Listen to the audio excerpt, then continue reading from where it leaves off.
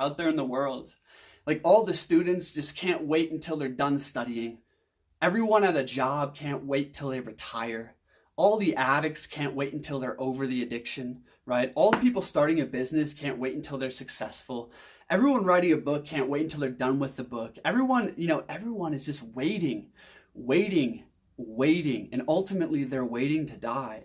Here's the thing, my friends, is when we believe in the myth of arrival and that one day things will be okay and better and great and blissful, we don't learn to truly enjoy the struggle, the hardship. We don't really find contentment on the journey. The idea of arrival, of arriving all of a sudden at your ideal, is not only destroying your best chance at contentment, happiness, and lasting strength, but also is a path that leads to addiction, that leads to nihilism.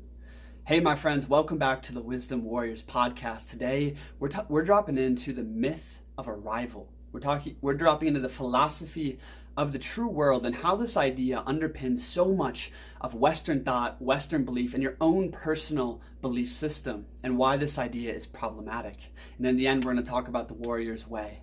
Thanks for being here. I'm Christian. Drop a like button and subscribe if you're new. Let's do this thing. Most people here are interested in spirituality, in personal development, in entrepreneurship. And in that culture, especially at the beginning of that journey, we have this idea that one day we will arrive. Does this sound familiar, my friends? That like one day, I'll have the success, I'll have the money, I'll have the relationship, I'll have the house I want, and then I'll be okay. Or, one day for spiritual people, it's like one day the new earth will come. One day the kingdom of God will arrive, or I'll find the kingdom within, and then I'll be okay. We have this idea so deeply embedded of us that, there is some place to get to, and then you'll make it. I'm going to read from Michael Mahoney in the constructive psychology here. Embedded in the myth of arrival is the message that there will come a day when our struggles and suffering will be finished. Depression, anxiety, anger, and all manner of ill-being will finally end. We will wake up one morning and clearly recognize that we have arrived. We will have gotten ourselves and our lives together in a way that can never be undone. This concept of arrival echoes true world ideas that started all the way back with Plato and Christianity. The idea that there is a kingdom of God and that this world is inherently flawed. It's not right? And we just have to suffer and get through it to get to a better place. It's the same thing with Plato and his world of forms, right? And he says this world is but a shadow on the cave wall, right? And there's a true world, the real world, where all things are perfect and sublime. There's a true world of bliss and rightness, right? The problem with these ideas is that they're fundamentally outcasting, shunning, condemning material life as something that's wrong. Your struggles, your overwhelm, your anxiety is something that is fundamentally wrong. And one day it'll just be gone, okay? And this idea, it doesn't just end with, organized religion and Plato. I mean, if we really think about it, the New Age spiritual movement of one day, love and light and off-grid tribe and, everything will be in rightness and, that whole idea of new earth is a true world theory. The same thing goes for Karl Marx. It goes for the socialist agenda. The socialists and communists think that through political and social engineering that they can organize a utopia, right? The transhumanist, the technocrat believes that through science and technology that we can one day, solve the human frailties and organize a utopia. The personal development person, right, thinks that, by developing myself in all these ways and overcoming all my bad habits, that one day I will be in utopia.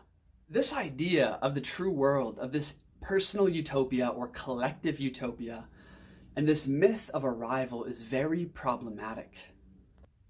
It's problematic because it creates an extremist attitude that shuns the holistic growth in life and the holistic experience of life for certain things that you want, right?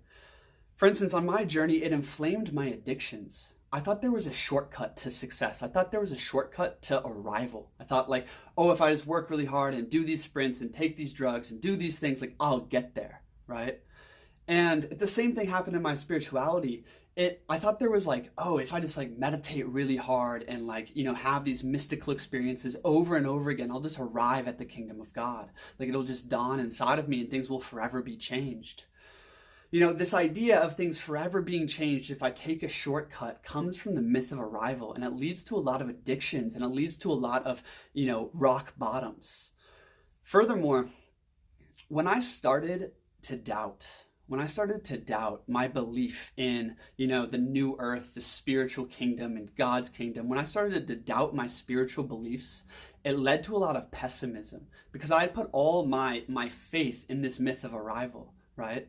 And I had to go through a big journey of refinding, like, what is the meaning of life to me now that I may never arrive at that place I thought I would get to, right? And it leads to nihilism for a lot of people when all of a sudden they stop believing in the Christian God, for instance, in the Christian heaven. It's like, what do they believe in now? And they have to go through a whole journey of reframing value, of reframing belief to find what's meaningful to them again. The third problem with this myth of arrival is that it condemns suffering, right? It says like, oh, your anxiety, your overwhelm, your struggles, your battles, like you need to resolve them, right? You need to get over them, or these things are bad. But in essence, like that is literally the human condition. The human condition is to have all these biological drives and external pressures and, things you want to do and cravings and dreams. And, the human condition is literally pressure. It's about pressure, and if we condemn pressure and say like, oh, I can't wait for everything to be easy, I can't wait to make it, we don't realize that the pressure is what is making the butterfly, and maybe that's the purpose of Earth, right? The myth of arrival condemns what you're going through and always makes you look for when there's relief from it, right? The final problem with the myth of arrival is that you're always like, if you're into personal development and entrepreneurship, for instance, like you're always thinking like, oh, once I have X income, once I have like, X body, once I have X relationships, then I'll be okay. But right now, like I can't be content, it's this like everyone of my friends, if we look out there in the world, like all the students just can't wait until they're done studying. Everyone at a job can't wait till they retire. All the addicts can't wait until they're over the addiction, right? All the people starting a business can't wait until they're successful. Everyone writing a book can't wait until they're done with the book. Everyone is just waiting, and ultimately they're waiting to die. Here's the thing, my friends, is when we believe in the myth of arrival and that one day things will be okay and better and great and blissful, we don't learn to truly enjoy the struggle, the hardship. We don't really find contentment on the journey. And here's the thing, my friends. What if there is no arrival? What if life is always this challenging, right? What happens if the further you get, the bigger the problems grow? Which is what I found to be true. What if like there is no massive leap and shortcut, but only the long road up the mountain towards that ideal? What if there's no arrival, right? And when you frame the mindset like this, something beautiful starts to happen over time. And the warrior's way starts to come in. We're going to talk about that in a second. What if in 20 years, in 50 years, you look back and you just long to be where you are right now? Because that will probably be the reality. No matter if you're like at the beginning of starting your journey, starting a business, investigating the spiritual realm, like 20 to 50 years from now, you're probably going to long to be right back where you are now. But right now, all you can think about is getting there. It's crazy. It is a whack mindset. But remove the idea of arrival from your mind and really think about how would you treat life today if you knew life would always be this hard, if there's always going to be this struggle. Would you learn to enjoy the journey a little bit more? To imagine another, more valuable world is the expression of hatred for the world that makes one suffer. Now, the warrior's way, my friends, is not to work towards an end, is not to shun suffering and hardship. The warrior's way is to fully embrace the struggle of life, to see that there is no end to this journey, right? There is no shortcut up the mountain, right? To the warrior, you're like, yes, he has an ideal world he's working for, a kingdom he is serving, right? Maybe it's a spiritual kingdom. Maybe it's, the personal, like financial, relationship, health, success that you dearly want, right? There is an ideal that he's protecting, that he's serving, that he's nourishing, but he's not waiting for it to arrive, because even when it does arrive, he's still gonna have the same shit to face, the same human frailties, and even bigger problems, right? The warrior's way is to affirm the struggle of life, to actually start to love the journey, right?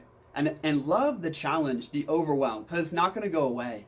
In my writing journey, I always thought like once I finish, these challenging additions or this restructuring of the book, then writing will be easy. Or like once I get to the editing phase, writing will be easy. Or like once I get out of the brainstorming phase, I'll just fill in the gaps and writing will be easy. It has never become easy. It has only honestly gotten harder.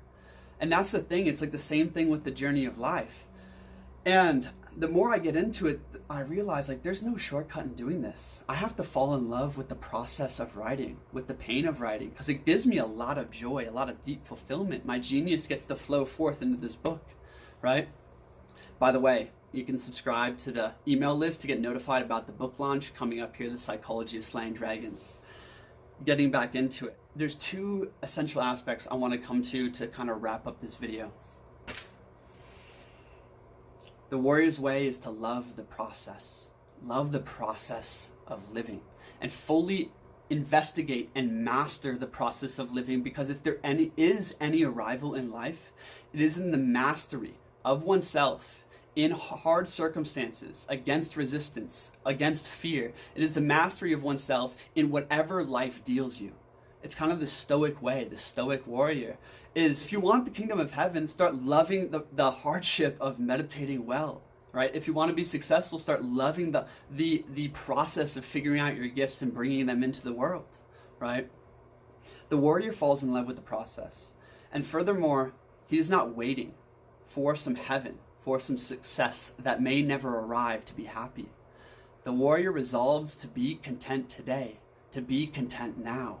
My friends, you could die in the next moment, the next day, the next year, right? And if you were to go out, my friends, wouldn't you, regret not having cherished the moments you had? This life is so very precious, my friends. And the warrior lives by death. He realizes he may not have much time left here on earth. No matter what he has to do or what he has to struggle through, the practice is to find contentment in the now. It is a mental habit. Instead of always searching for something more, something new, something better to arrive, practice being content in the journey. Because the better you get at that, no matter where you get up the mountain, no matter how big the cliff is you have to scale, no matter how big the challenges, the overwhelm, the pain you face, if you have developed the skill of mastering the process and the skill of being content in the uncertain, in the mundane, right, you will have a much better journey through this life. Thank you for watching, my friends. Two quick notes. If you want to learn more about the mental habits of a warrior, link in the description, or you can find that video on my channel. And furthermore, if you guys want to talk to me one-on-one, I offer really powerful free discovery calls, link in the description for that. Definitely join the email list to get notified about my book, and hit that like button and share this video with someone you think it will impact. Can't wait to make more like this. Peace.